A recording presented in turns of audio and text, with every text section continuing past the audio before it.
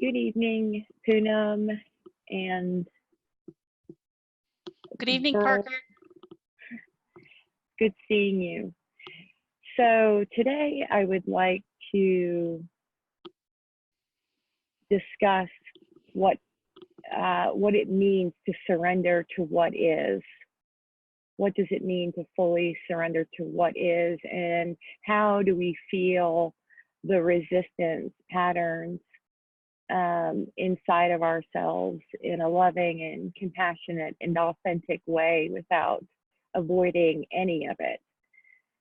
So we are a species that has spent thousands of years running hard and fast from our fears, and in a few generations we're going to make a U-turn and sit with this discomfort, any discomfort, so that it can be liberated in the light of our own consciousness.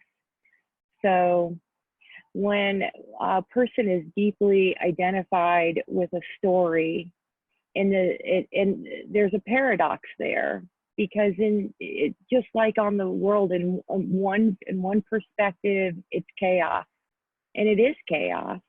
In another perspective, it's complete order, just so beautiful and orderly. So there's a paradox in everything, nearly. So, or from what I've come across so far, there's a paradox in everything. So on one hand, from one perspective, there's, for instance, an unfairness that's occurred.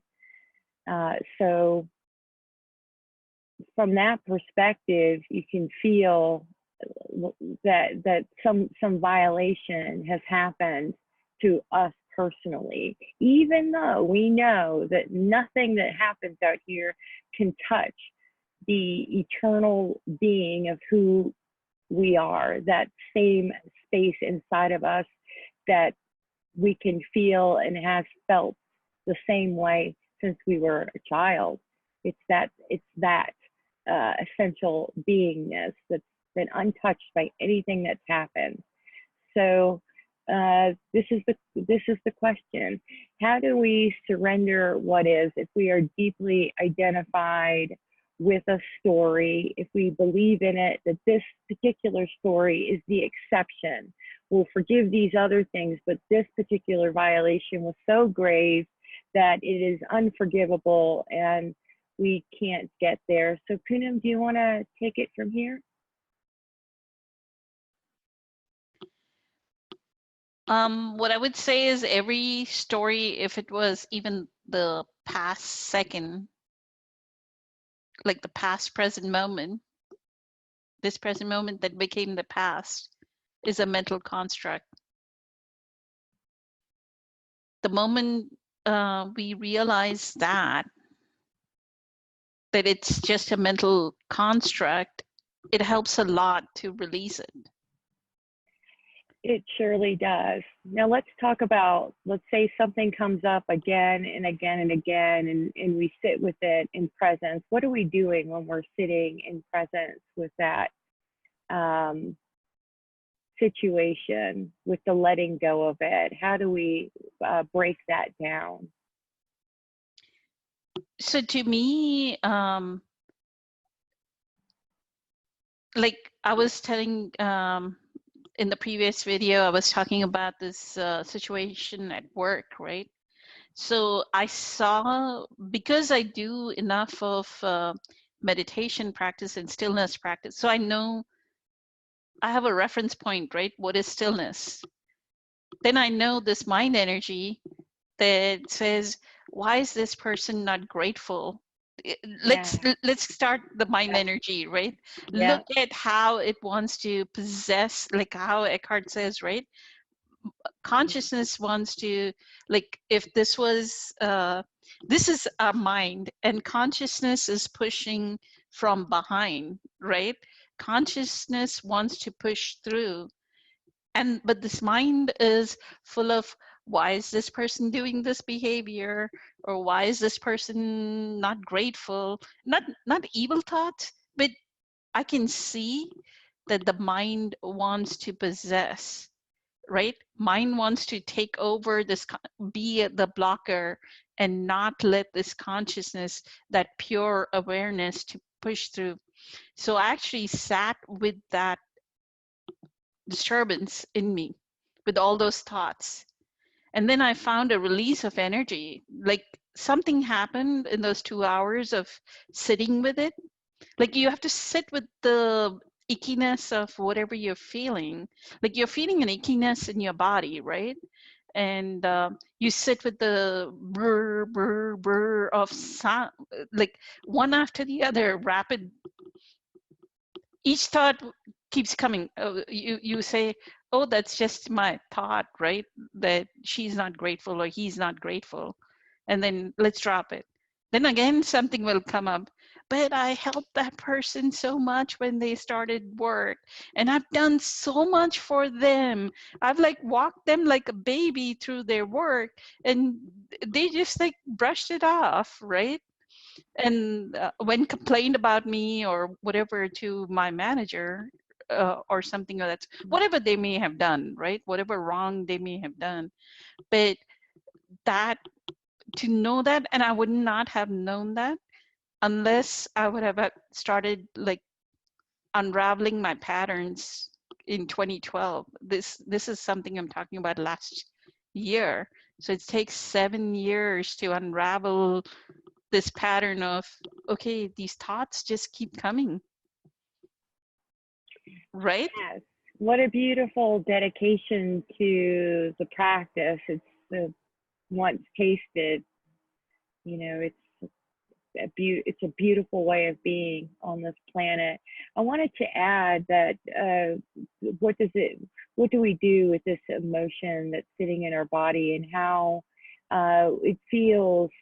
Like our mind will tell us how it feels when we first start to put our attention on it. And that when we've been using our mind for a while, and then we get a phone call that a trauma, for instance, has happened, or an unfairness has happened, uh, the mind wants to now go and solve that. And first it wants to identify who and what the problem is. So let's use this as an example. And now we've got anxiety, and now the trauma happens, and now we've got this feeling of just discomfort. So human beings can go to the bar and get drinks. They can go to another vice with a person or substance, something outside of them, or we can put all of our attention inside of our body and move into where that feeling is. Where is that feeling? And take our loving attention. So where is that in my body? Is it in my belly? Is it in my chest? Both? All over? Where is it sitting in my body? Is there tightness and constriction? And we can just put our attention there. And then add our breath in, add the breath in, and maybe pay attention to the triangle underneath your nostrils. You can feel the in-breath and just draw it all the way to our belly. We're not trying to relieve the pain, but we're not going to lose our attention on it either. We're going to keep all of our focused, loving attention on that feeling in our body. If there's a solution to be had with something, it'll be found after we've connected with our breath. That's otherwise we can continue on the hamster wheel. And I don't think many people that are waking up will be waking up if they didn't recognize that the hamster wheel is broken and that we're all a little bit insane, but we're becoming sane, right? So, and to also, you know, for the traumas that come up again and again, let's say there's a prevalent voice that comes back that says, if I would have had a better childhood, or different parents, or different gender, or if I would have been favored in my family as a man or as a boy, if I would have been prettier or smarter, all these stories, then things surely would have been different. And you can see, just you can almost taste the insanity of those stories. They're not. They're a ride to misery and to more conflict inside of our body. And once we can let go, then all kinds of other wisdom that we don't even have to reach far for just arises to the surface. A tremendous amount of grace and compassion for ourselves, for the situation, for the other person. And ultimately, we really learn what forgiveness and grace looks like if we can stay with it. Now, let's say we can't stay with it. Let's say that we've gone off the deep end. The phone call came, they're breaking up with us. The money is gone. The trauma has happened. And we're in the meltdown. Now, here is the true test of what our baseline level of consciousness is what our response is when we're drug out of all thinking to focus on this one thing here. What does that feel like in our bodies, right?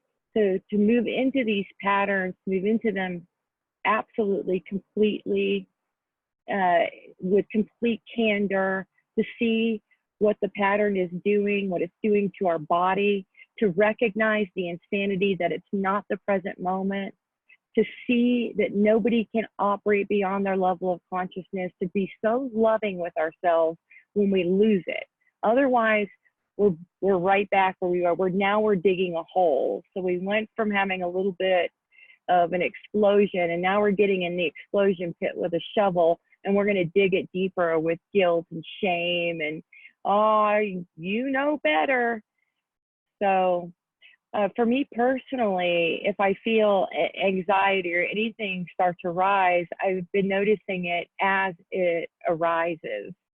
And sometimes I listen to a lot of people that have a lot on their minds, and they believe so much in it. And it's been a wonderful practice for me, because if you can't go with them, I could go with them. But if we want to support the arising consciousness on the planet, then we first are here to move into and nourish ourselves and heal this insanity as it arises in us, and then it can bleed out into the world, person by person, or whoever's in front of us at this very moment. That was beautiful. I think we should end on that note. It was very deep sharing. Thank you so much. Grateful for it.